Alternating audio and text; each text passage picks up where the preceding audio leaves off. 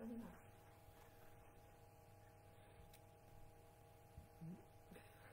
Oui, ça devrait. Oui, oui, c'est bon. Je pense que c'est bon, je vais quand même regarder. En direct. C'est bon, on a les statistiques qui s'affichent. Ah, les stats. Oui, c'est bon. C'est bon. C'est bon. Ok. Travail d'équipe. Attends, statistiques 0-0. C'est normal qu'ils sont venus tous 6. Non, non, il y a des gens, parce que là, Il y en a Michel 3, là. Venandy, elle me Oui. dit, on n'a rien. 8. C'est lui qui peut dire bonjour. Bon, alors bonjour, bonsoir plutôt. Les mystères de la technique, quelques difficultés pour se connecter. Excusez-nous, là je vois que effectivement la connexion est en train de se faire. On va peut-être se donner 2-3 minutes de plus pour laisser tout le monde entrer.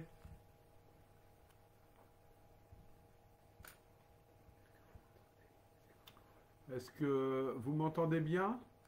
Si vous pouvez si quelqu'un peut me répondre, est-ce que vous me voyez? Est-ce que vous nous voyez? Vous avez remarqué que nous sommes nombreux ce soir. Oui, Madame Bourris nous voit bien.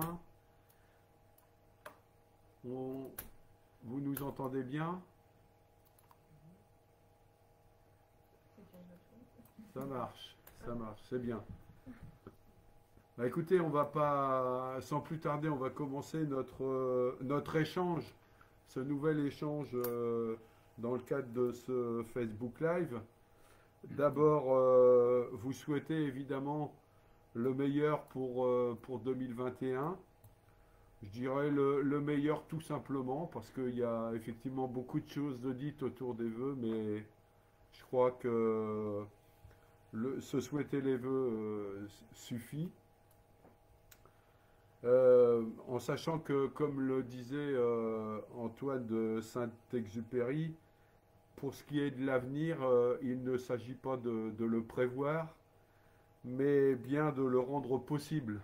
Hein, et je pense que c'est surtout ça qui nous anime, notamment dans le cadre de ces échanges, hein, c'est d'essayer de construire ensemble l'avenir, plutôt que de passer son temps à souhaiter des vœux dont on sait que malheureusement ils ne sont pas toujours exaucés ou pas toujours au rendez-vous. Voilà, donc vous avez pu constater que nous sommes nombreux ce soir. J'ai souhaité effectivement, alors je suis entouré des membres de mes adjoints au conseil municipal et j'ai souhaité le faire parce que je pense qu'il est important qu'au-delà de l'activité du maire, les habitants aient bien conscience que ce qui se fait au niveau de l'équipe municipale, ce n'est pas du seul ressort du maire, loin s'en faut. C'est un travail d'équipe, un travail d'un ensemble de membres, notamment les adjoints. Je dois dire d'ailleurs que je suis au milieu d'eux, mais je suis fier d'eux, parce qu'ils s'investissent énormément, ils sont passionnés, comme on dit, et la passion l'emporte sur la fatigue, mais je crois qu'il y a une équipe qui aujourd'hui est en train vraiment de prendre sa dimension, qui est soudée, et je crois que c'est très important pour aller de l'avant dans la commune. Je voudrais en profiter pour vous dire qu'évidemment, même si dans la situation de Covid, il est compliqué aujourd'hui de permettre aux habitants de participer aux réunions de commissions municipales ou aux conseils municipaux, vous dire qu'évidemment, il n'empêche que les commissions municipales continuent à travailler, à se réunir, et de même que le conseil municipal, vous en avez des comptes rendus, et un nouveau conseil municipal aura lieu lundi prochain, qui sera d'ailleurs en Facebook Live comme ce soir, et je vous invite évidemment à y participer. Voilà, je n'en dirai pas plus en termes d'introduction, comme on le fait dans ce genre d'exercice, on va essayer de répondre à vos questions dans la mesure où je pourrais en prendre connaissance. Alors, qu'est-ce qu'on...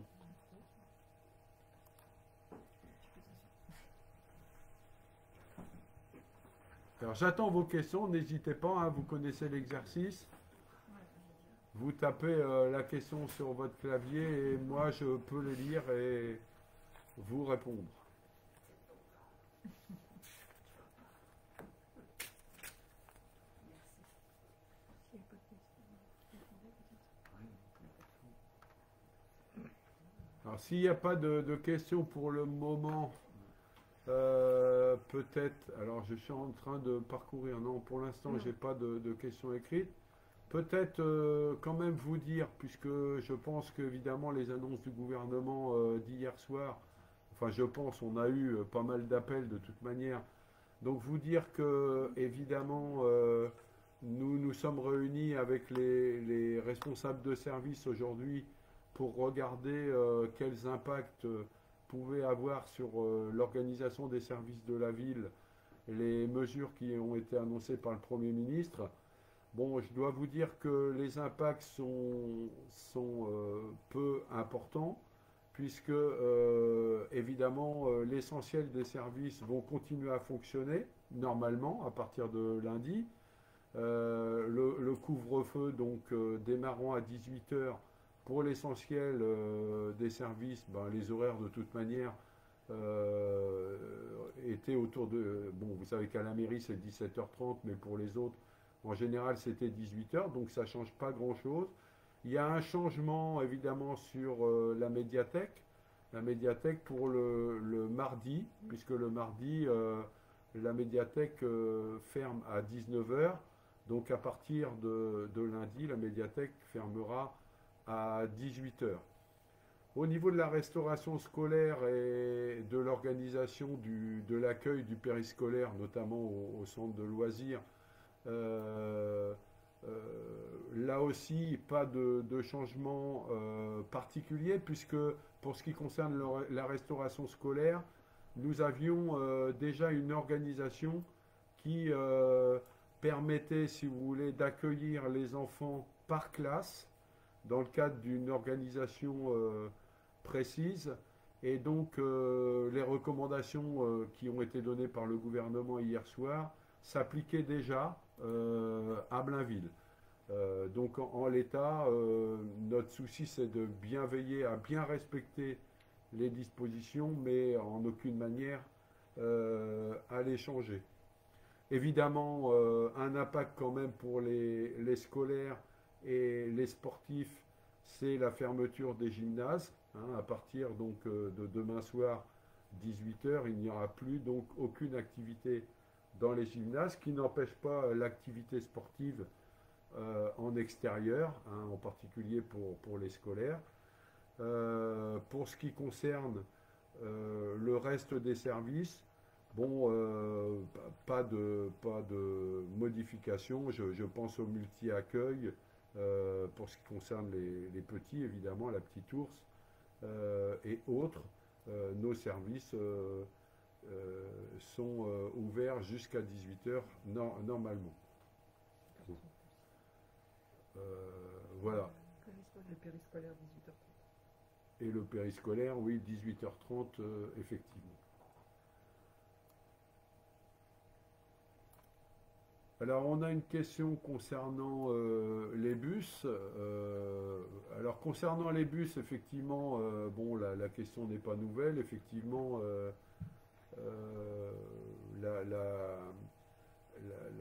le déplacement sur Leclerc est posé notamment par un certain nombre de personnes de Blainville, hein, parmi en particulier nos seniors.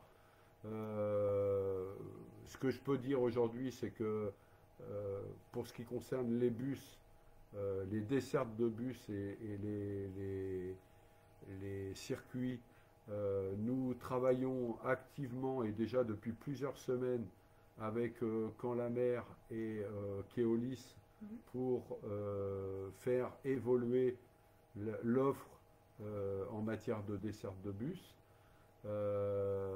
d'ailleurs, quand la mer, la structure en elle-même est aussi dans un schéma de réflexion pour l'ensemble de la zone concernée.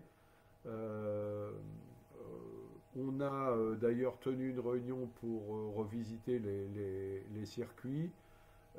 Et vous allez voir qu'au cours de l'année 2021, nous avons décidé avec Quand la mer et Keolis donc d'engager des consultations auprès des utilisateurs pour effectivement recueillir officiellement les demandes d'évolution. Et donc vous verrez que progressivement, pour les utilisateurs, vous allez être interrogés par des personnes qui sont chargées de travailler cette question de l'évolution. J'en profite pour dire que nous avons bien avancé sur la question de la desserte de la zone Terre d'Avenir par les bus, puisque je rappelle que jusqu'à présent, la desserte de Terre d'Avenir n'était pas prévue, seulement une entrée sur le nord de Terre d'Avenir était prévue. Nous avons rediscuté avec Fonsim en vue de faire aménager les voies pour permettre aux bus de circuler, et nous avons trouvé un accord qui fait que à terme, Terre d'Avenir sera desservie.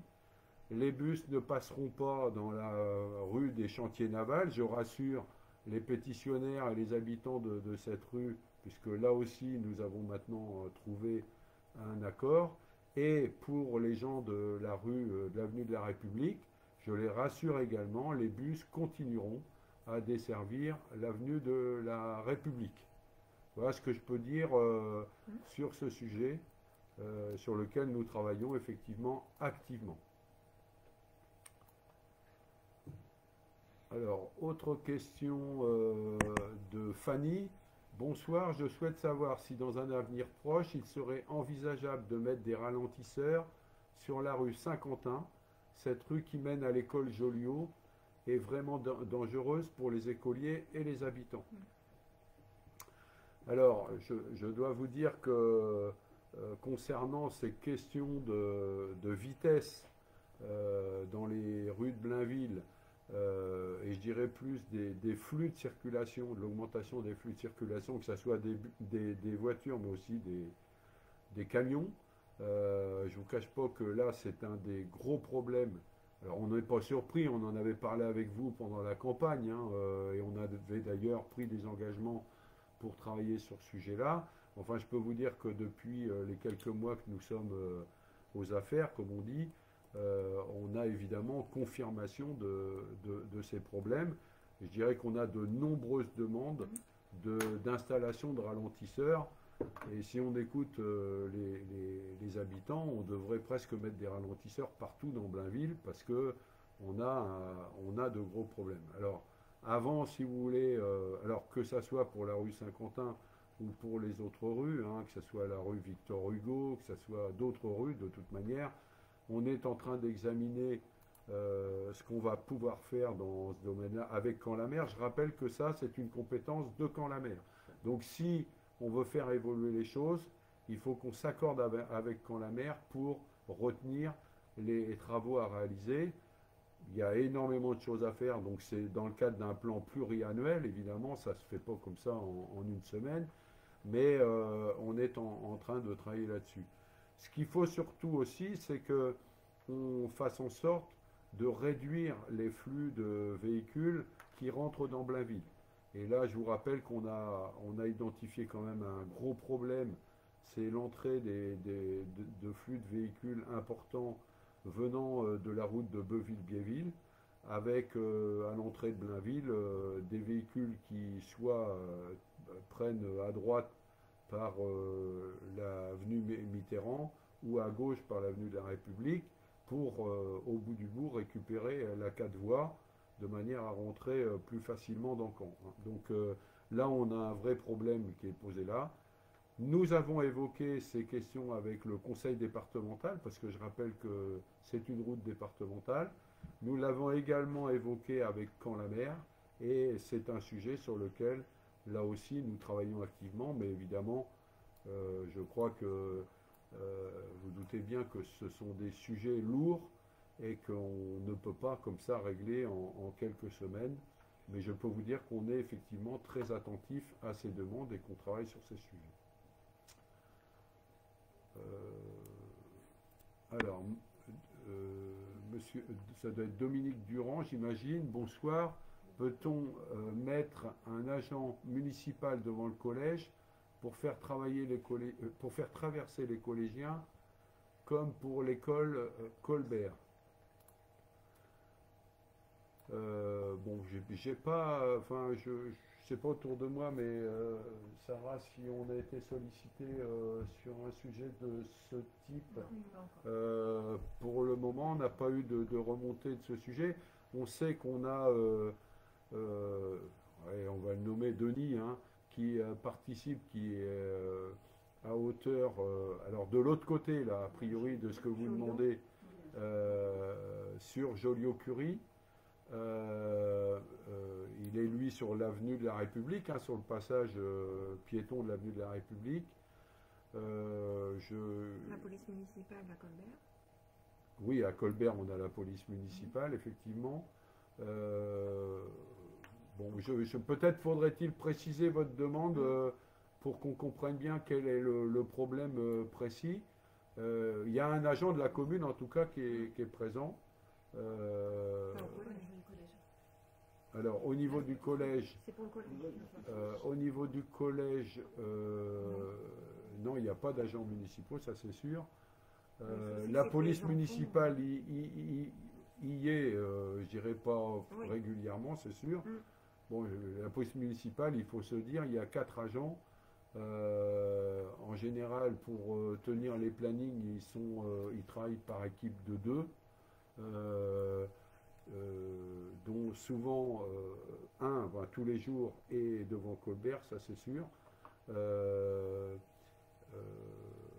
Bon, faut qu'on regarde, C'est vrai qu'il y a là aussi beaucoup de mouvements. Hein, je connais bien le secteur autour du collège. Bon.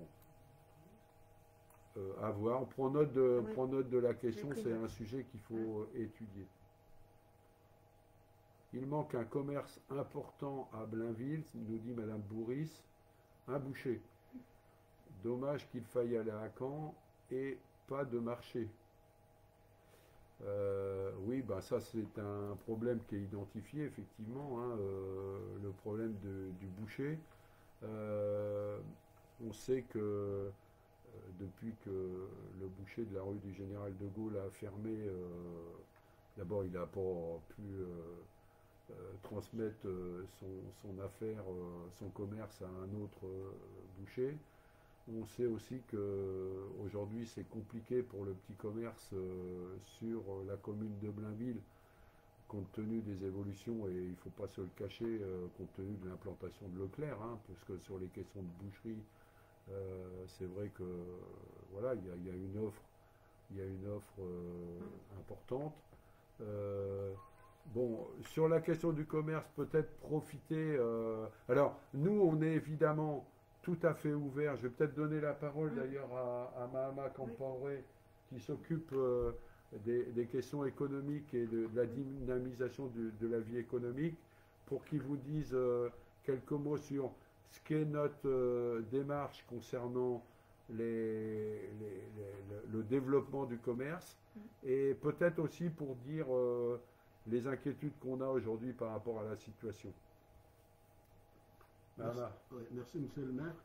Donc, pour ces questions touchant à la vie économique de notre commune, nous sommes engagés dans des actions qui consistent, compte tenu de la situation actuelle, c'est-à-dire compte tenu de la pandémie, où la plupart de nos commerçants rencontrent aujourd'hui des difficultés.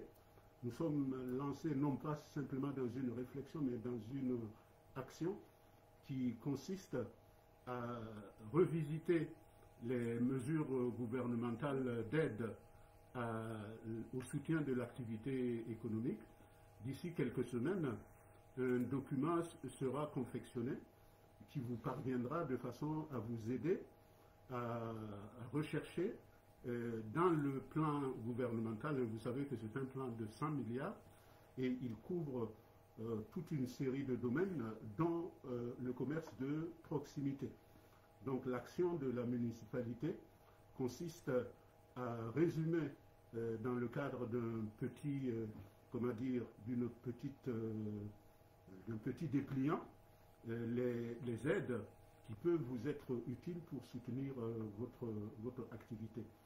Alors, comme disait Monsieur le maire, c'est vrai que dans une ville comme Blainville, hein, aujourd'hui nous sommes 5942, et dans les années à venir, avec Terre d'avenir qui va être progressivement habitée, ben, on va aller vers les 8000. Et c'est vrai que les besoins de petits commerces, dont la boucherie, parce que ça concerne l'alimentation, et on y est tous attachés, boucherie artisanale, ces entrepreneurs ont le droit de vivre. Donc notre action vise justement non seulement à permettre l'installation de nouveaux commerçants à Blainville, mais aussi à permettre le développement du petit commerce.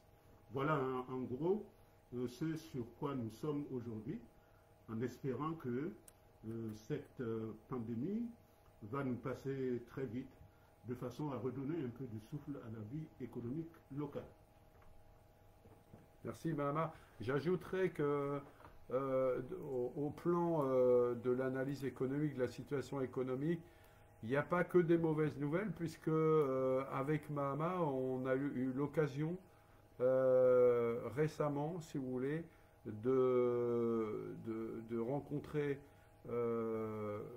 deux nouveaux entrepreneurs, des entrepreneurs du département de l'Orne qui ont en projet de créer une entreprise sur le port de Blainville qui pourrait créer 45 emplois, hein, 45. On a eu une réunion à la préfecture là-dessus, ils s'installeraient à côté de Renault Trucks, pas loin. Et puis une entreprise là qui s'est implantée, l'entreprise GDE, qui a repris une partie de l'activité de Suez, hein, une petite entreprise de Suez qui fait de la transformation, si vous voulez, de différentes choses, mais en particulier de ferraille. Et là, en l'occurrence, l'entreprise GDE a repris cette activité, a créé un emploi, a un vrai projet de développement. On a d'ailleurs une demande de permis de construire à traiter pour travailler pour alimenter son entreprise de Rocancourt en matière de retraitement ou de traitement de ferraille. Donc des bonnes nouvelles, mais c'est vrai que sur le petit commerce, on est quand même inquiet. On a des relations évidemment aussi étroites qu'on le peut avec les petits commerçants de Blainville. On entend des fois des appels au secours, on a des contacts.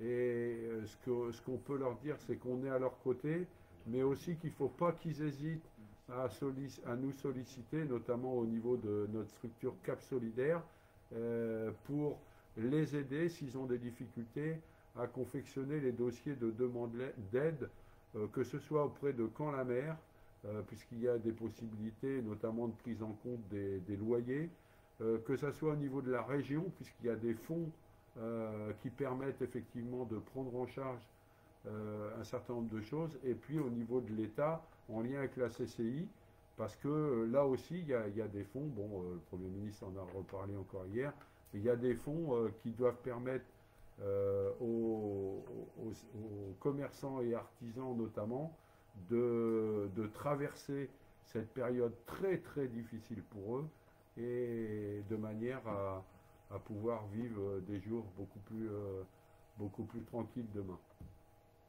Voilà. Alors, on revient donc sur le collège, ouais, à 8h20, donc c'est toujours Monsieur Durand, hein, à 8h20 le matin, bah oui, ça c'est le moment effectivement de l'entrée des élèves. Quand le bus Twisto dépose les élèves, des élèves traversent devant, derrière le bus. Oui, c'est vrai qu'il y a franchement une vraie animation, on va dire. Et des voitures se mettent en warning. Il y a énormément de bagnoles, c'est vrai, hein, devant le passage clouté, même pour déposer leurs enfants. Écoutez, bon, ça c'est une situation qui est identifiée. C'est vrai que la police municipale n'y est pas tous les jours, elle y va de temps en temps, ça c'est sûr. Je vais faire passer un message effectivement pour peut-être que on y aille un peu plus souvent dans le cadre des moyens qui sont les nôtres pour voilà faire passer ce message de sécurité qui est important parce que il y a des vrais risques, vous avez raison. Autre question?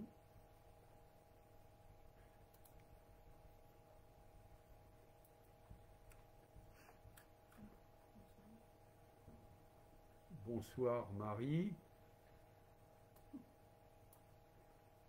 Alors, là c'est pas Marie. Marie nous dit bonsoir. Ben, bonsoir Marie.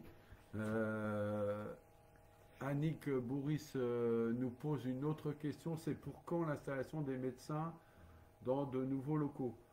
Alors, la maison médicale donc aujourd'hui est en pleine réalisation. Je vais peut-être donner la parole à Mohamed Kibachi, qui est mon adjoint chargé des questions d'urbanisme. Bonjour à tous. Donc, les travaux du hameau médical avancent bien, hein. Donc, les médecins, donc il y aura 4 médecins, pour résumer un peu, il y aura 4 médecins généralistes qui seront installés donc, dans la maison médicale, ainsi que 2 spécialistes. Donc, leur installation est prévue courant avril, je dirais deuxième trimestre 2021. Courant juin. Parce que d'accord. là, hier, on a eu des infos, on avait une réunion sur l'urbanisme et on a pris un peu de retard. Et enfin, les entreprises ont pris un peu de retard. Il faut plutôt imaginer fin juin. D'accord. Donc, fin juin, merci de me rectifier, monsieur le maire. De rien, monsieur. Donc, concernant les autres travaux, donc des kinés et des infirmiers, donc les travaux aussi avancent bien hein, malgré la crise sanitaire. Donc je pense que les médecins généralistes ainsi que les kinés seront les premiers installés et ensuite viendront les infirmiers. Voilà ce que je peux dire sur l'installation des médecins.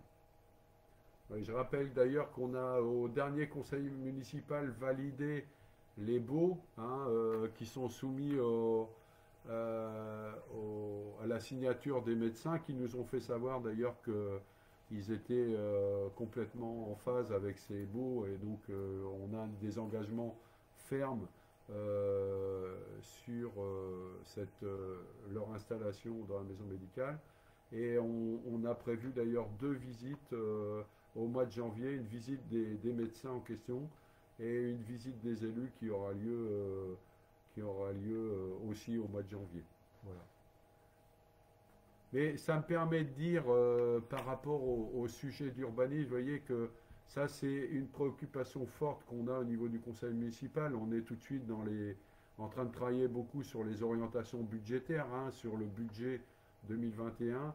Et la première préoccupation qu'on a, évidemment, c'est de nous assurer que les travaux qui étaient en cours se terminent, en tout cas se poursuivent et se terminent, parce que nous tenons absolument à ce que tous les chantiers qui étaient en cours au moment où nous sommes arrivés au conseil municipal voient leur réalisation sans tarder et la maison médicale fait partie de ces objectifs-là.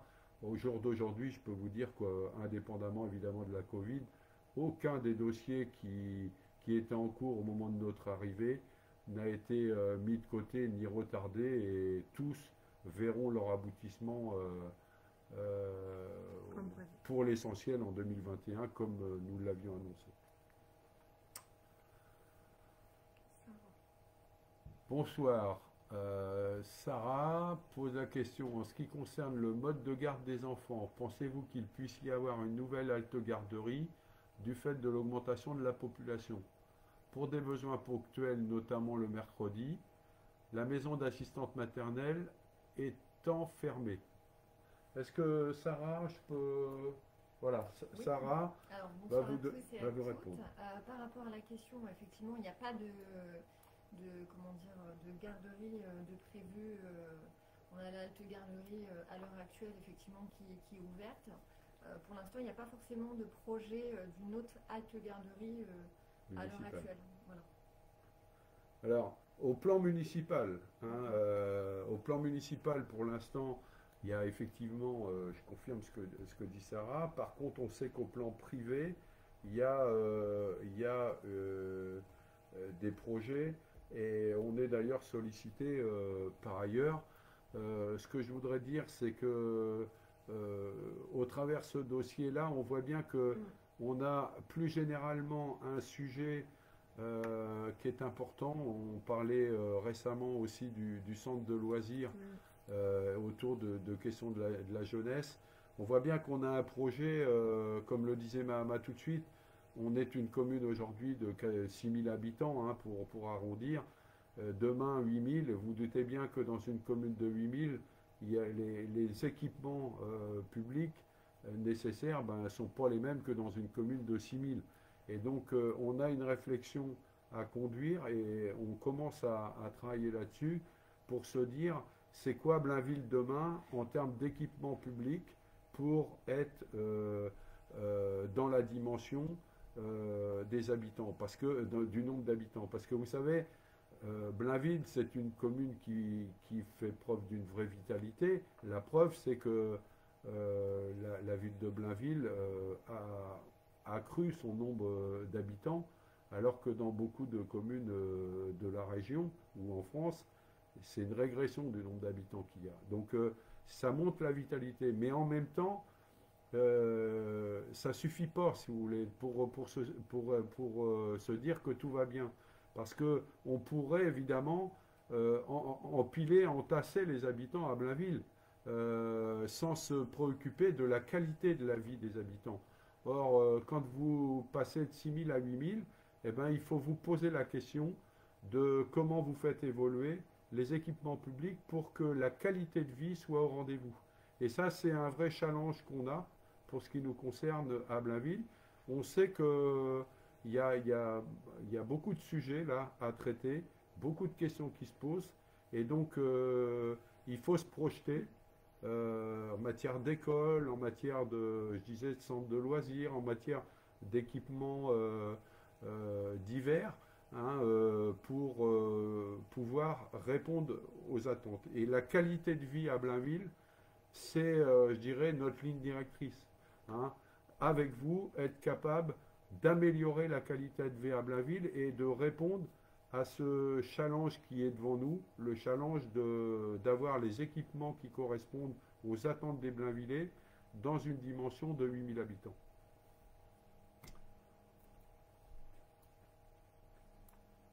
Marie Renaud, vous avez dit que vous voyez pour les lignes de bus, est-ce que la ligne 12 pourra aller jusqu'à Leclerc? Je peux répondre à cette question. Hein. Donc, comme disait Monsieur le maire tout à l'heure, on est en train de travailler avec les services de Camp-la-Mer et Twisto sur les tracés du bus en général. Donc, j'imagine que la ligne 12 dont vous faites référence est la ligne express. Aujourd'hui, on n'est pas en mesure de vous dire si cette ligne-là va desservir le Leclerc. En tout cas, on travaille dessus. Comme disait Monsieur le maire, il y a une enquête qui va être menée par des agents Twisto pour connaître les origines destination des usagers. Et en fonction de cette enquête, peut-être que les desserts de bus seront réajustés. Voilà ce que je peux dire. Alors, ce qui est certain, c'est que dans la mesure où on veut desservir Terre d'Avenir, on peut penser, si vous voulez, quand même, que sans desservir directement Leclerc, la ligne de bus passera en proximité de Leclerc, puisque le projet qu'on a, c'est de faire en sorte que ça soit la ligne express qui desserve Terre d'Avenir. Donc, d'une certaine manière, je pense que dans la configuration prochaine, la réponse à votre question est assez positif, puisque en fait le bus devrait passer en proximité de Leclerc.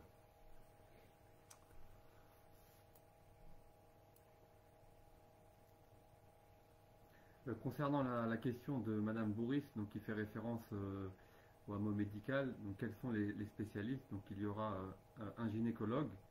Non, non, gynécologue, non. Il y a un rhumatologue et Pas pareil. et un psychologue pour enfants. Voilà. Ah, là, tu es bêtisier. Là. Oui, il y a des Là, il l'a fait exprès pour passer dans le bêtisier de la fin de l'année 2021. C'est un malin, le Mohamed. Allez, donc rhumatologue, hein, je confirme, et puis psychologue pour enfants. Frédéric Trochard nous demande la rue de Cambrai est complètement défoncée, il serait bien de prévoir de la refaire. Alors, ouais, je réponds ou tu veux répondre Je peux répondre, hein. Vas-y. Concernant la rue de Cambrai qui est située à côté de l'avenue de la République, il faut savoir qu'en 2024, donc, il y aura un projet de réaménagement complet de l'avenue de la République et des voies adjacentes. Donc la rue de Cambrai est prévue dans les travaux. Donc tout sera refait, hein, aussi bien l'enfouissement des réseaux que la voirie en elle-même. Donc quand la maire travaille sur le sujet, hein, c'est un gros travail. Donc voilà ce que je peux dire sur les travaux de rénovation et de réaménagement des voiries de la rue de la République et de la rue des Cambrai. J'ajoute une chose, c'est que sur ce champ-là de la réfection complète, parce que là il y a effectivement un gros chantier de l'avenue de la République, de la rue de Cambrai et des autres voies adjacentes. Bon, le chantier c'est 4 millions d'euros, hein, faut se le dire, d'accord. 4 millions d'euros, je rappelle que Blainville aujourd'hui, tout de suite là au moment où on parle, c'est 17 millions d'euros de dette, d'accord.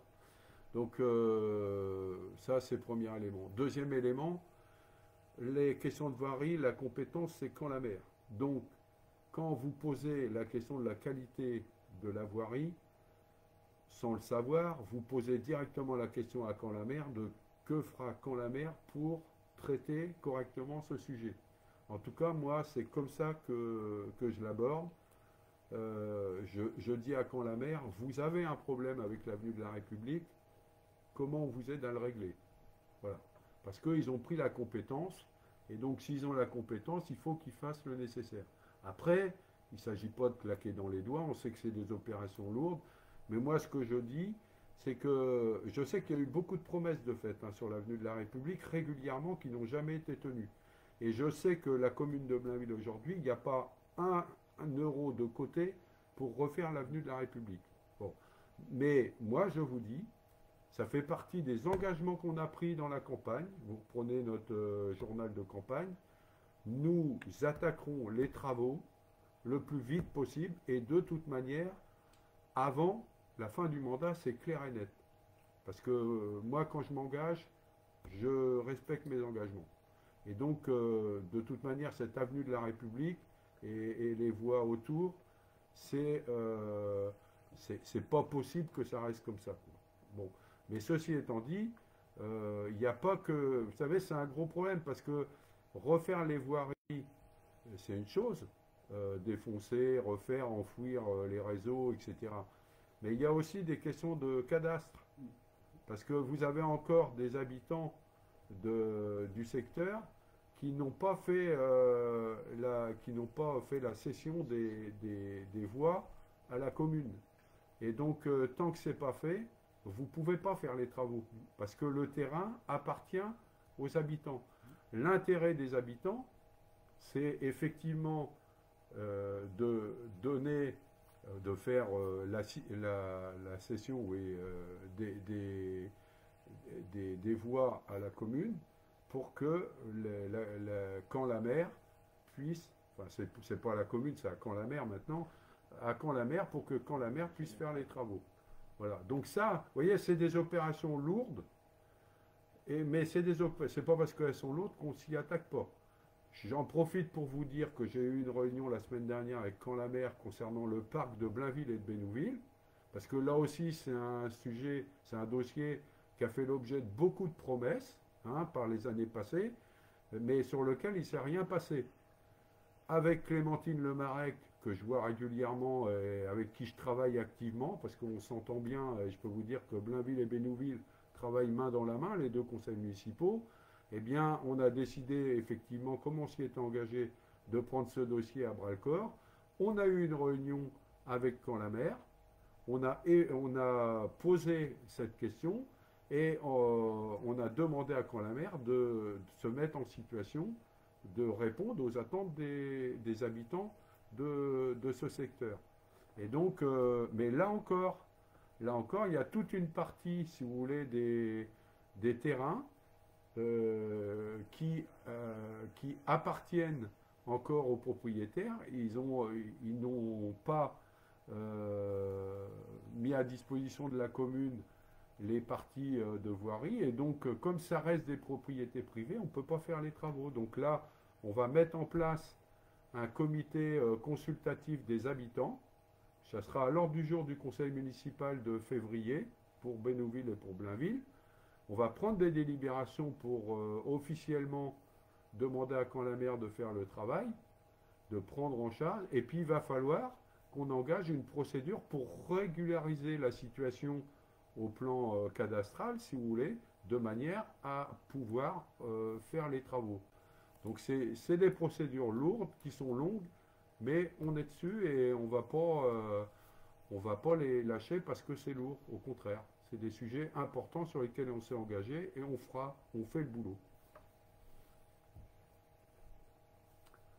Alors, sur la rue Salvador Allende, les automobilistes roulent beaucoup trop vite. Alors, je vous ai dit que c'est pas spécifique à cette rue, malheureusement. Et il y a des enfants qui traversent la route. Si vous pouvez régler le problème, merci. Bon, je sais pas. Je pense que j'ai apporté une réponse tout à l'heure.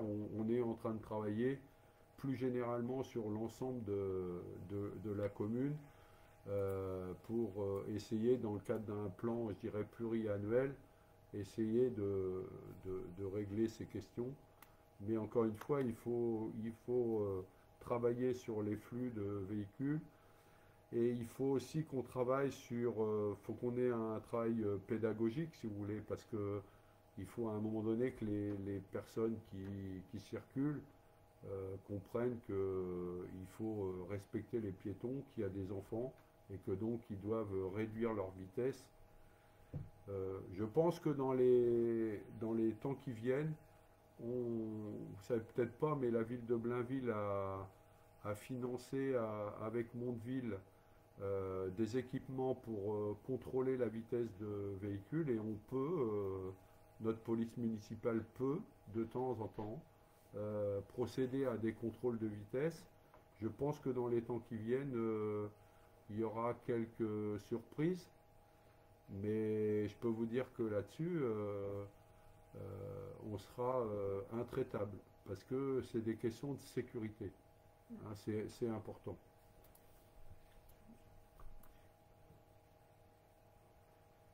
Alors, Martine Lecornu, gros problème à la résidence La Roseraie. Plus d'ascenseurs depuis le 15 novembre, catastrophique pour les personnes âgées à l'étage. Beaucoup ne peuvent plus descendre et ce n'est pas la première fois que pouvons-nous faire car rien ne bouge. Écoutez, on est allé avec Madame Bénard et puis Marie, qui est à côté de moi, ma première adjointe, on est allé remettre les colis aux personnes âgées, et évidemment, donc à la Roseraie, et évidemment, la première question qui revenait, pardon, c'était celle-là. Pas d'ascenseur, effectivement. Et pas d'ascenseur depuis des mois déjà. Suite à notre visite, je suis intervenu. Auprès du bailleur social, parce que dans cette affaire-là, si vous voulez, il y a différents acteurs. Il y a CDC Habitat, le bailleur social, à qui appartiennent les locaux, et puis il y a la mutuelle qui gère, utilise le bâtiment, si vous voulez. Bon. Alors, ce qu'on sait, si vous voulez, c'est que effectivement, je peux même vous dire que je suis intervenu auprès de la société qui s'occupe de l'ascenseur et qui m'a fait un point précis de ce qu'est la situation. En réalité, la panne en question est une panne importante qui nécessite quasiment de refaire tout le système de l'ascenseur. L'équipement nécessaire, c'est un équipement qui vient d'Allemagne, il faut aller le récupérer en Allemagne. Et donc, il y a des délais d'acheminement qui sont très longs. On me dit que c'est un événement qu'on pouvait prévoir. Bon, moi, je ne suis pas à la résidence et je ne suis pas à la place ni de la mutuelle ni de CDC Habitat, hein. Mais qu'en tout cas, il y avait eu des alertes, puisqu'il y a déjà eu une panne, hein, il y a quelques temps déjà. Et on me dit que personne ne peut être surpris de ce qui s'est passé. Bon, c'est donc un peu dommage qu'on n'ait pas anticipé. Ce que je sais, c'est qu'aujourd'hui, il y a un accord avec la société qui gère l'ascenseur pour qu'il y ait une fois ou 2 fois par semaine des personnels qui soient détachés pour mettre en fonctionnement l'ascenseur. Mais évidemment, c'est pas suffisant et le problème, c'est que ça dure longtemps, puisque j'ai cru comprendre que la réparation ne serait pas effectuée avant la fin du semestre, si j'ai bien compris. C'est quelque chose de très long. Bon, c'est regrettable. Maintenant, à notre place, nous, on est conseil municipal, hein, c'est pas un établissement géré par la commune. On ne peut que regretter cette situation. Je sais qu'ils ont aussi en projet de mettre en place un deuxième ascenseur, parce que, et là aussi, c'est pas un projet nouveau, hein, d'après les informations que j'ai. Je crois que les ordres aux entreprises sont en train de se passer pour que les choses se fassent. Tant mieux, parce qu'un deuxième ascenseur, c'est important. Je le regrette, je regrette cette situation, mais encore une fois, moi je ne suis pas ni décideur ni acteur dans cette affaire-là.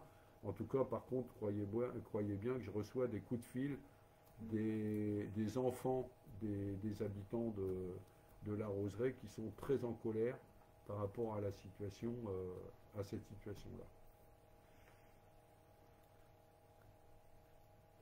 Frédéric Trochard, à quand le pont entre Bénouville et Blainville? Alors je pense que vous parlez de la passerelle, que réclament avec force d'ailleurs surtout les habitants de Bénouville, hein, parce que évidemment, notamment ceux qui vont chez Leclerc et ceux qui vont à pied ou en vélo faire le tour de Bénouville, ben, c'est plus compliqué que s'il y avait une passerelle. Écoutez, cette passerelle, si vous voulez, je sais que les prédécesseurs en ont parlé. Je sais que ça reste un projet assez vague, que ça n'a fait l'objet d'aucune décision, ni même d'aucun positionnement, si vous voulez, bien arrêté. Quant au financement, évidemment, là aussi, il n'y a pas un euro de côté pour envisager cette réalisation. Donc j'en ai parlé, on a parlé encore avec Clémentine Lemarec et son équipe municipale. Je pense que c'est quelque chose de toute manière qu'il faudra faire, parce que, alors on est sur les déplacements dits de mode doux, hein, donc à pied, en vélo, vous voyez, hein, c'est pas une passerelle pour faire circuler des voitures, on est d'accord, hein. Mais je pense que cette passerelle, elle doit être regardée dans une logique, si vous voulez, là aussi de reconfiguration ou de travail, si vous voulez, d'aménagement de l'ensemble de la zone qui se trouve là entre Blainville ou sur Blainville et Bénouville. Donc vous avez toute cette zone avec des friches commerciales qu'il faut revoir. Et puis vous avez juste derrière effectivement le parc de Blainville et de Bénouville dont je parlais. Il y a vraiment sur toute la zone quelque chose de bien à faire, me semble-t-il, pour redynamiser tout ce secteur-là. Et dans ce cadre-là, la passerelle, elle a tout son sens. Mais bon, je pense que c'est une opération d'ensemble qu'il faut imaginer. Moi, j'ai des idées là-dessus, y compris qui pourraient impliquer la commune. Mais bon, faut qu'on chemine là-dessus.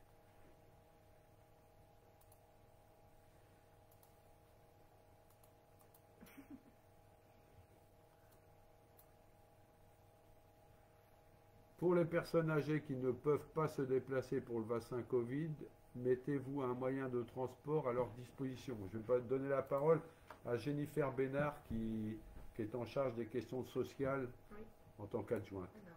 Oui, bonsoir.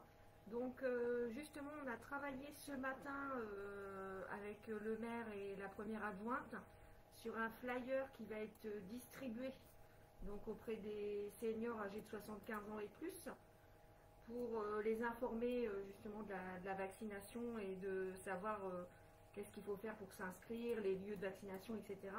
Mais également le numéro de la plateforme d'entraide sera mis à leur disposition pour toutes les difficultés, puisque justement le préfet nous a demandé de faire remonter les difficultés qui pourraient être rencontrées par les habitants. Et donc bien sûr, nous allons nous mettre en situation pour répondre aux difficultés éventuelles.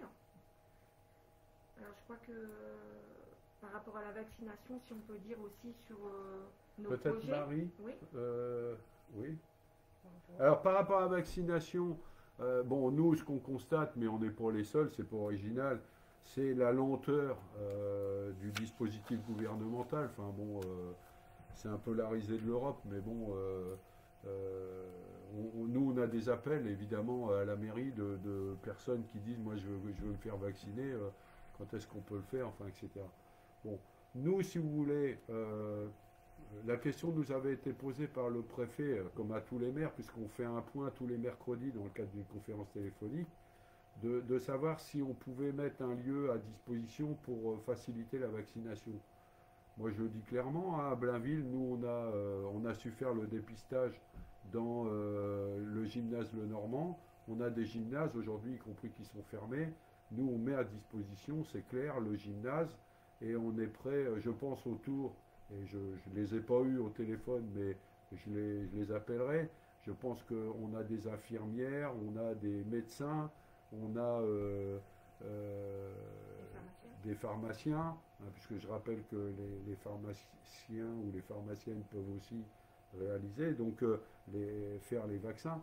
Donc on a les équipements, il y a du monde, il faut l'organiser. Ça, c'est pas notre responsabilité, mais nous, on est prêt à mettre à disposition le gymnase pour que la vaccination se fasse, je dirais, à une autre vitesse, puisqu'il y a beaucoup d'attentes dans le domaine. Voilà. Mais ceci étant dit, au jour d'aujourd'hui, l'État nous dit il y a quelques centres, on en reste à ça. Il y a une équipe mobile qui va être mise en place, mais c'est plutôt pour aller dans les secteurs ruraux, si vous voulez, pour les personnes qui sont loin des villes, quoi, on va dire. Et alors c'est vrai qu'on nous a demandé aussi éventuellement de nous préparer ou de regarder si on pourrait à terme organiser du transport collectif, mais pour l'instant, si vous voulez, on n'en est pas là. Je rappelle que concernant la vaccination, à partir de lundi prochain, les personnes qui pourront se faire vacciner sont les personnes de plus de 75 ans, qu'elles doivent prendre un rendez-vous de manière à pouvoir se faire vacciner, donc sur Caen, puisque c'est sur Caen que les différents centres ont été mis en place, et ceci après avoir eu un examen médical qui attestent que les personnes peuvent se faire vacciner. Donc rendez-vous, là j'ai des gens moi qui m'ont dit à Blainville qu'on commençait à prendre rendez-vous, ils ont rendez-vous mi-février en gros. Hein, bon, alors ça décourage quoi, parce qu'en plus il y a le rappel à faire. Alors le rappel 3 semaines, 4 semaines après, faut retourner. Enfin bon, pour des personnes de plus de 75 ans, c'est compliqué quoi. Hein, vraiment on fait pas ce qu'il faut pour qu'on puisse vacciner à grande échelle et en facilitant le déplacement des gens. Alors, est-ce que c'est un problème de manque de vaccins? Après le manque de masques, on a le manque de vaccins, ça serait bien ça, hein, voilà.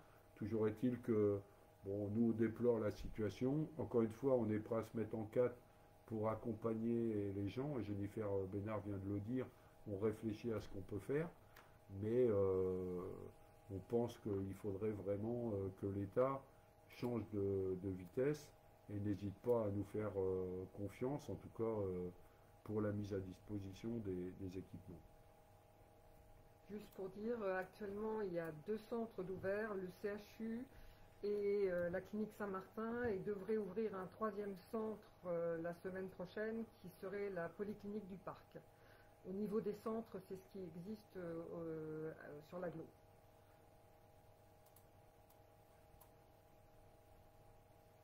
Alors, bon, Mathis Sevestre, bonjour Monsieur le maire, je voulais vous poser une question.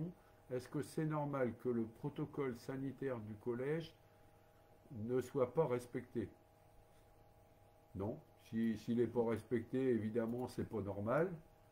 Il y a un autre collégien qui nous dit je suis d'accord, étant collégien, je constate tous les jours que le protocole n'est pas appliqué, ou du moins très mal. Faire passer 300 élèves dans une seule porte, c'est pas normal, enfin c'est ce que j'entends. Un autre collégien me dit même constat, 300 personnes passent par la même porte, aucun geste barrière ne peut être respecté. Écoutez, moi, bon, là, si vous voulez, le collège, hein, alors je ne cherche pas à me défiler, parce que vous savez bien que le collège, j'y suis passé à la rentrée pour dire ce que je pensais de la situation, en lien avec le mouvement des enseignants. Ça n'a pas fait plaisir à tout le monde, hein, j'ai bien compris. Mais ceci étant dit, s'il faut que j'y retourne pour aller rappeler qu'il y a des gestes barrières et qu'il y a des dispositions à respecter, je suis prêt à y retourner. Hein. Mais bon, moi je fais confiance quand même aux responsables en charge du respect, de veiller au respect de la mise en œuvre des gestes barrières pour que ce qui nous est dit là, si ça existe, et j'ai pas de raison de le mettre en cause, ça s'arrête vite fait, quoi. C'est pas normal, quoi. Si c'est le cas, c'est pas normal. Mais encore une fois, chacun ses responsabilités. Hein. Christine Burguet, bonsoir. Dans le même registre que la vitesse, il y a le non-respect des stops. Ouais, sur tous les stops dans la ville, très peu de contrôle.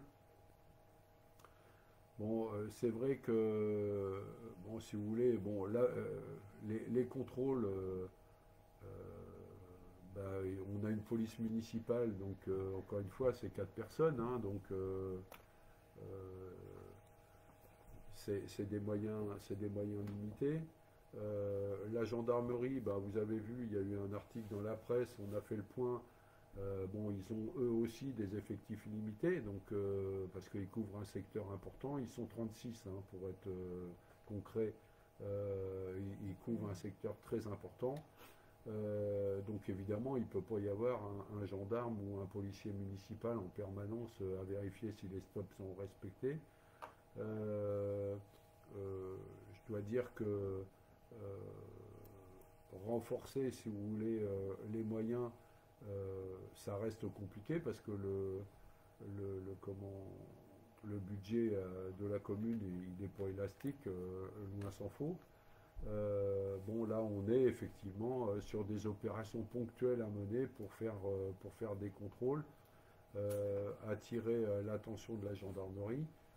Bon, moi, je pense qu'avec la gendarmerie, on fait on fait du bon boulot. Moi, je suis content de la relation qui s'est tissée avec la gendarmerie de Ouistreham sur les sujets qui sont les nôtres, hein.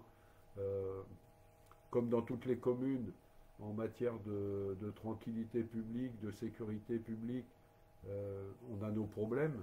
Bon, ni plus ni moins d'ailleurs, parce que Blainville, j'en parlais avec le commandant de la gendarmerie de Ouistreham, Blainville en termes d'infraction, d'incivilité, etc.,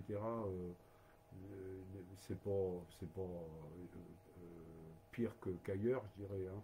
On voit bien quand même que dans la période de Covid, il y a une montée des problèmes, hein, les violences conjugales, les incivilités. On voit quand même qu'il y a des gens qui ont tendance à se lâcher. On est sur toutes les problématiques qui se posent, on en a eu quelques-unes, on en a quelques-unes.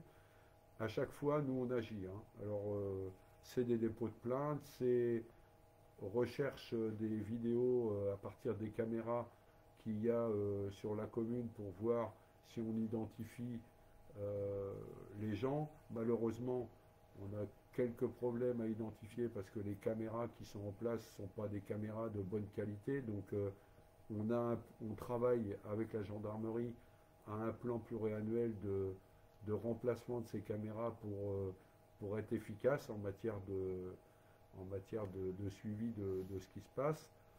Mais et vous avez vu que dans certains domaines vraiment très très embêtants, on a obtenu quand même des succès importants. Maintenant, voilà, il en va pour la sécurité routière comme pour le reste.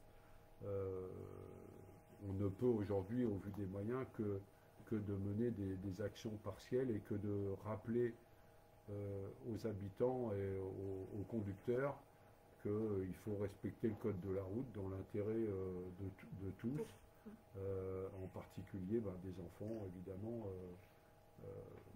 et de bien respecter les stops.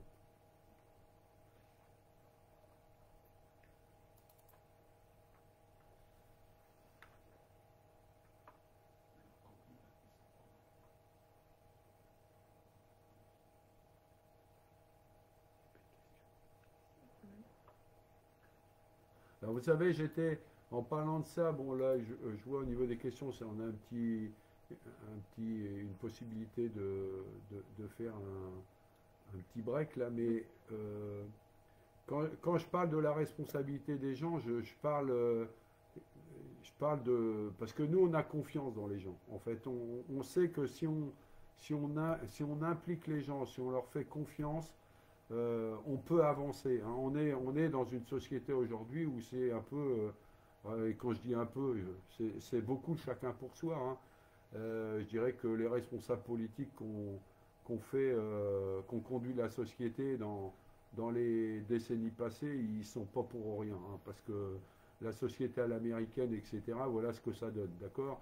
Le chacun pour sa gueule, excusez-moi de vous le dire, c'est quand même trop fort et c'est quand même un gros problème. Donc nous, on est convaincus, si vous voulez, que dans la commune, le niveau de la commune, c'est le niveau idéal pour travailler ces questions de responsabilité, de respect de l'autre, etc. C'est pour ça qu'on est très...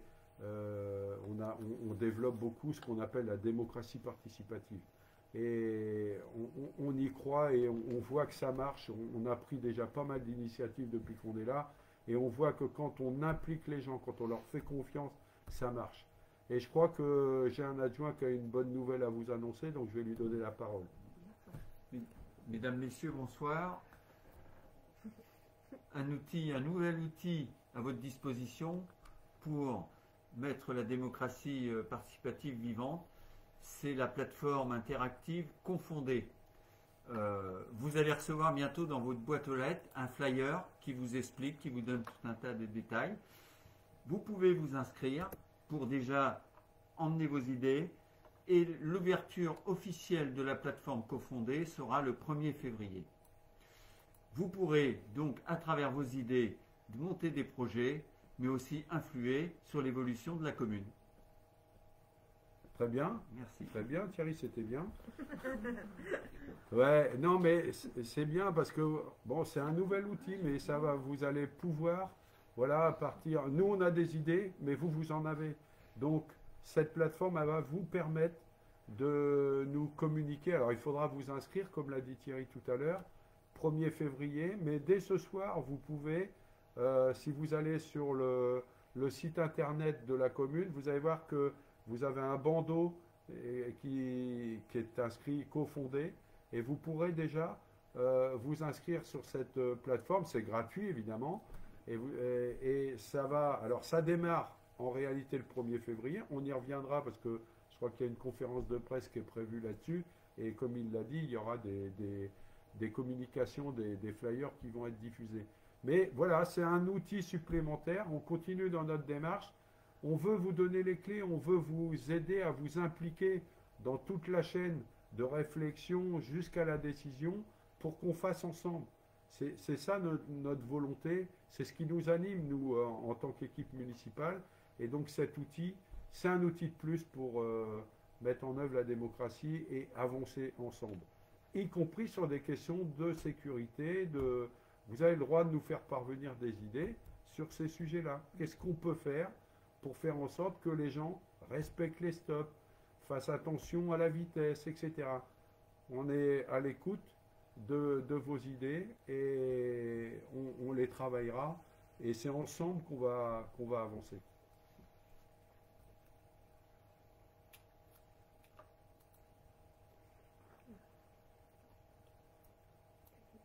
Alors, s'il n'y a pas d'autres questions, juste peut-être vous dire que tout de suite, ce qui nous anime, ce qui nous prend beaucoup de temps au niveau du travail de l'équipe municipale, c'est évidemment le budget. J'en ai dit 2 mots tout à l'heure. Je l'ai dit, on a un budget à construire pour 2021, mais aussi avec la vision pluriannuelle de l'ensemble du mandat. Ce budget, c'est un budget forcément contraint parce que je rappelle que Blainville est une commune endettée et qu'on ne peut pas se permettre de faire n'importe quoi. Il faut rembourser les 1,5 million d'euros que la commune doit rembourser chaque année du fait des 9 prêts qui ont été contractés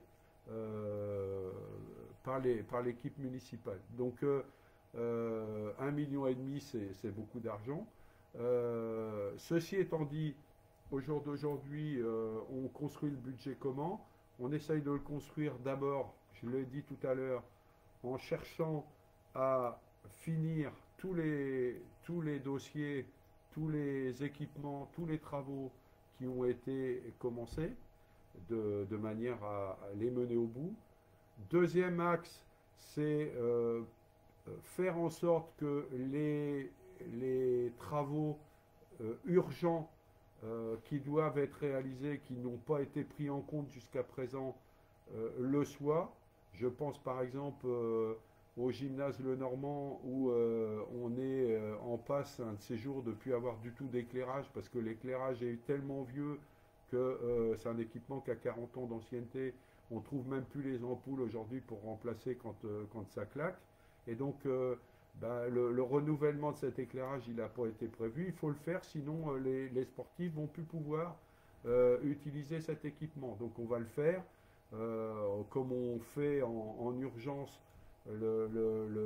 l'éclairage du terrain de foot pour que les joueurs de foot puissent jouer leur championnat en nocturne comme ils le faisaient avant. Donc tout un tas comme ça d'engagements à prendre parce que ça s'impose à nous, c'est contraignant, mais on est tenu de le faire, sinon il y a des choses qui s'arrêtent. Et puis troisièmement, faire en sorte que tous les projets, les engagements qu'on a pris vis-à-vis de vous, se mettent progressivement en œuvre. On a parlé tout de suite de la démocratie participative, on met en place un outil. On a parlé de l'ABS, de l'analyse des besoins sociaux, parce que la politique sociale, c'est très important d'accompagner les gens, surtout dans cette situation de crise. Bon, l'ABS, ça y est, on a retenu l'entreprise qui va le faire, on le budgétise, et donc on est en mesure en 2021 de réaliser cette analyse des besoins sociaux. Donc vous voyez, dans tout un tas de domaines, on va continuer. Je vous renvoie au journal municipal qu'on a distribué, dont beaucoup nous ont dit qu'ils l'avaient trouvé bien fait. Ben, au cœur de ce journal, il y a un dossier qui montre déjà ce qu'on a fait dans le cadre de l'année 2020. Et on est dans cette poursuite de la construction des engagements qu'on a pris. Voilà. Et cela, encore une fois, en cherchant à impliquer les habitants, en cherchant à vous impliquer. Donc, faites-nous part de vos idées. N'hésitez pas à nous faire, à utiliser les moyens de communication qui sont mis à votre disposition. Facebook, Internet, évidemment les courriers, le téléphone, enfin tous les outils qui sont à votre disposition.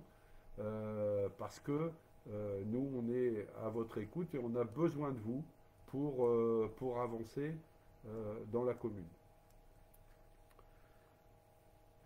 Il y a, en termes de questions, donc on avait Lily Gallo, mettez-vous des bornes de paiement Twisto à côté des arrêts de bus.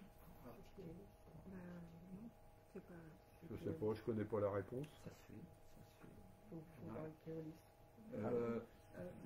Bonsoir. Actuellement, il y a un grand plan sur les mobilités des transports en commun sur la commune, tout compris, y compris une étude, comme le disait Mohamed tout à l'heure, sur les trajets et sur les flux de personnes. Donc vous serez enquêté. Mais également, ça c'est une bonne question, puisque cela existe et vous avez raison. Pourquoi pas une borne de distributeur de tickets pour pouvoir avoir ces titres de transport. Merci de la question.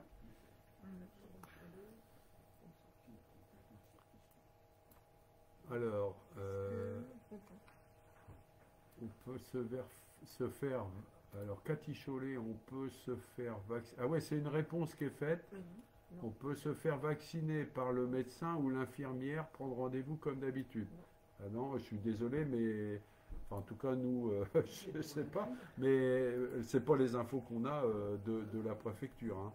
Au jour d'aujourd'hui, sur la Covid, il y a d'ailleurs un nombre de... Le problème premier, c'est la distribution des vaccins. Hein.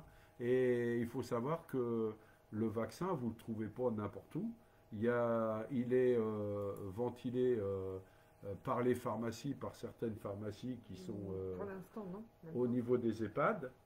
Ce sont les pharmacies qui les fournissent. Non, pour l'instant, ce sont c'est au CHU et c'est le CHU qui gère. Donc, pour l'instant, c'est vraiment que les centres de vaccination et certains EHPAD qui dépendent des hôpitaux. Tout à fait. Il y a un problème de conservation puisque ce vaccin ne peut être conservé qu'à moins 80 degrés. Quand il y aura le deuxième vaccin Moderna qui se conserve plus facilement, il sera peut-être envisagé que les médecins puissent le faire. Mais actuellement, c'est impossible. Bon, il y a la question, est-ce que les personnes qui mettent le feu dans les cages d'escalier seront sanctionnées? Bon, je pense que vous avez la réponse. Pour ce qui concerne le bâtiment B, la personne qui a provoqué des départs de feu a été identifiée et condamnée, vous êtes au courant. Au jour d'aujourd'hui, cette personne-là va devoir quitter l'immeuble en question. Je me suis assuré en lien avec la gendarmerie et CDC Habitat, le bailleur social, que les dispositions sont prises à cet effet. Parce qu'il faut absolument rassurer les habitants de l'immeuble. Je pense que cette personne a fait beaucoup de mal dans l'immeuble et les habitants sont traumatisés pour beaucoup. Et donc il faut passer à autre chose et il faut que cette personne soit relogée ailleurs. Quant à la question du logement, je laisse la gendarmerie décider.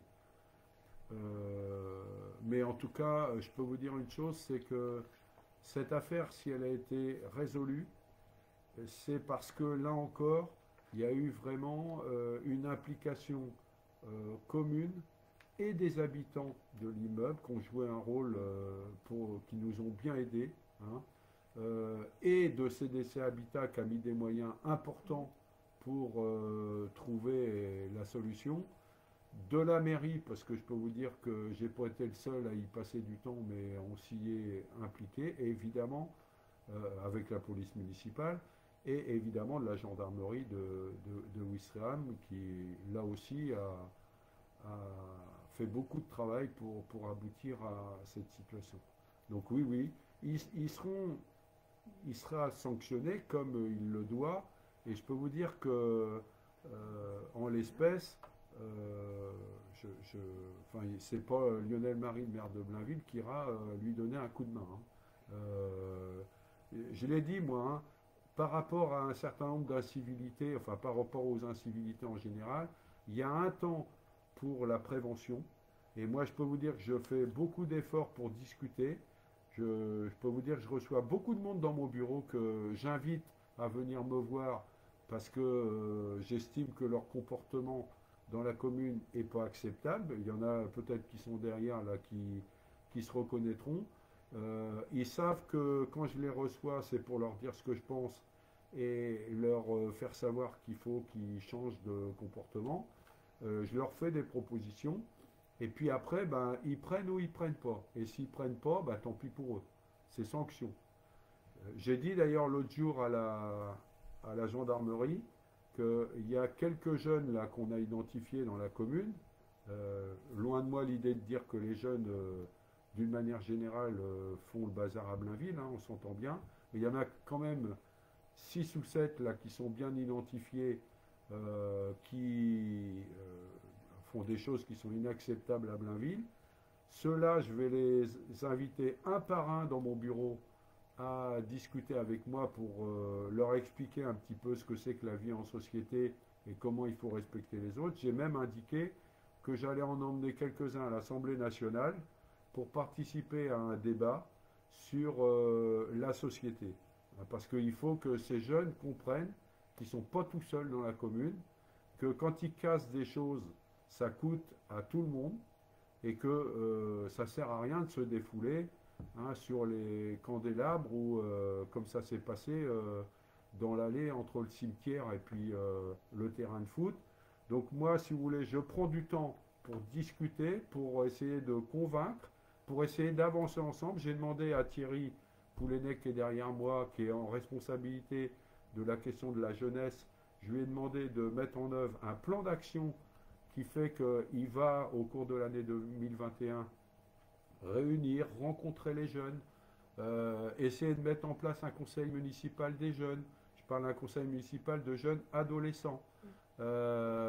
Essayer de réfléchir avec eux sur comment on répond à leurs besoins, parce qu'ils ont des besoins qui ne sont pas satisfaits à Blainville, et donc il faut qu'on avance aussi là-dessus. Donc il y a tout un travail pour les impliquer, mais ceci étant dit, ceux qui jouent le jeu et qui s'impliquent, tant mieux. S'ils ne le font pas, à un moment donné, je dirais tant pis pour eux, hein. Moi, je serai sans faille dans ce domaine-là. Je suis là pour veiller à la sécurité et à la tranquillité des habitants dans ma commune. Yves Lemierre, je viens d'arriver sur le live. J'ai sans doute loupé l'ordre du jour. Bah, disons que vous avez loupé une bonne partie, mais bon, vous pouvez le revoir, hein, sur YouTube, hein, puisque c'est enregistré, et donc vous pouvez demain tranquillement réécouter tout ce qu'on s'est dit sur YouTube. Bonne année 2021 à tous, merci à vous également. J'en profite pour vous souligner quelques problèmes de stationnement gênants le matin devant Joliot-Curie. On en a effectivement parlé. Tous les matins, des voitures sont à l'arrêt sur le passage piéton. Ouais. Impossible de laisser mon enfant aller à l'école en autonomie. Ouais, bah, effectivement, on en a parlé, c'est compliqué. Et,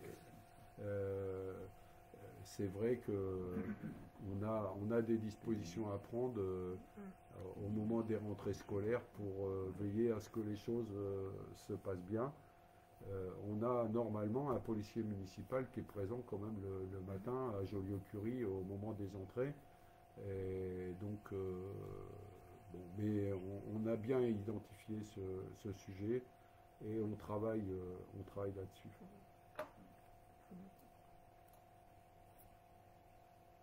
Allez, on se donne encore 5 minutes s'il y a des questions. Et puis, je crois voir qu'il n'y a pas d'autres questions. Voilà. Bah, écoutez, j'ai envie de vous dire pour conclure, d'abord de vous remercier de vos questions, de vous dire que, évidemment, on est tous ensemble là, unis à travailler pour améliorer la qualité de la vie des habitants à Blainville dans tous les domaines. Certains disent effectivement que c'est une tâche qui est très prenante. On a beaucoup de choses, mais je peux vous dire que on est complètement passionné par ce qu'on fait. Ce qu'on fait est passionnant et que on a envie en équipe, si vous voulez, d'aller de l'avant et d'améliorer les choses. On compte sur vous parce qu'on sait que c'est pas une équipe de 29 conseillers municipaux, puisqu'on est 29, qui suffit pour changer les choses. La vie à Blainville, elle peut encore s'améliorer à partir du moment où les habitants s'impliquent, mettent la main à la tâche. On verra pour les conseils de quartier, on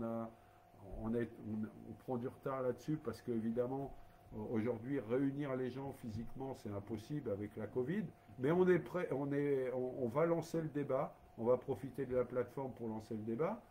On avait prévu aussi de lancer les rendez-vous en mairie individuels. On est prêt, l'organisation est prête, mais on ne peut pas le faire dans le cadre de la Covid.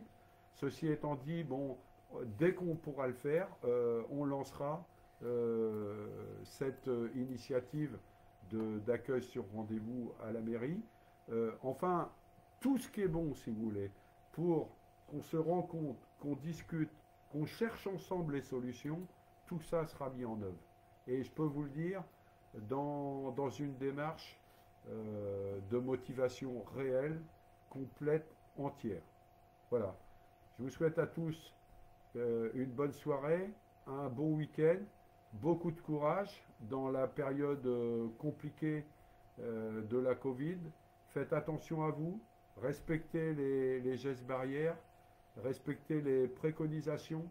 Je sais que c'est dur, ça questionne par rapport aux libertés notamment, mais ceci étant dit, je pense que, comme dirait l'autre, il y aura des jours meilleurs. Il faut regarder l'avenir positivement en se disant que cette période est compliquée, mais que, encore une fois, on aura des jours meilleurs et que on pourra retrouver une vie normale et à nouveau se réunir.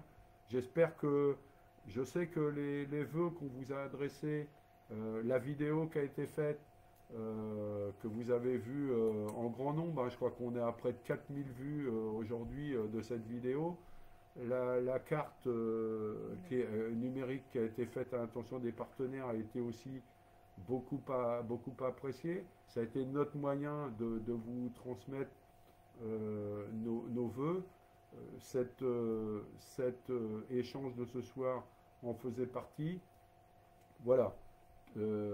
Tous ensemble, faisons-nous une bonne année 2021. C'est ce que je nous souhaite à tous. Bonne soirée. Bonsoir. Bonne soirée.